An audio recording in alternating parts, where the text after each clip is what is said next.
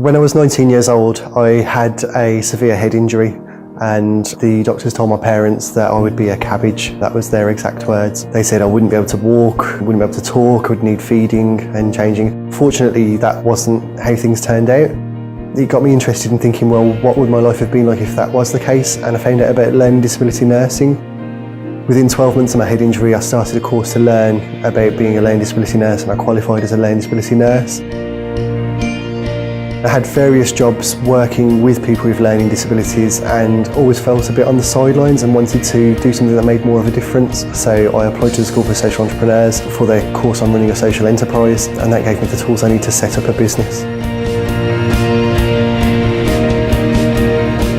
Before starting the course, it was just me sat on my own in my bedroom with an idea. I'd been speaking to local commissioners and saying what I wanted to do, and I couldn't really see a way to get it started and to move things forward. When I started the programme, I just managed to get our first contract going.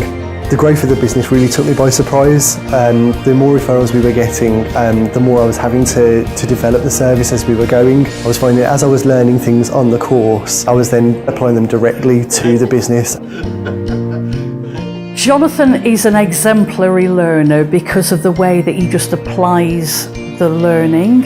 I think Jonathan actually pulled everything together and got something out of it, both for himself and for his enterprise. The way that Jonathan applied his learning to PBS4 was really about the growth that happened, the time that he was with us and also the time afterwards.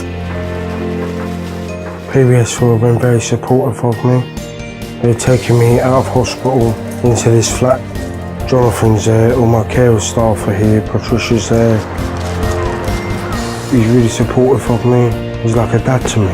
They make me feel like I'm in the community. I think one of the best sessions I attended was one by a solicitor who was talking about legal structures, and I was going through some of the things I was thinking and saying, can I do this, can I do that? And he basically said, you can do whatever you like. And that made me think, well, what are the barriers then? Am I putting barriers there myself? Am I thinking there are things there getting in the way of me doing this? I think that was a key message that I've taken forward. The only barriers we put there are our own fears, really, and if we can overcome them, then I don't think there's anything we can't do.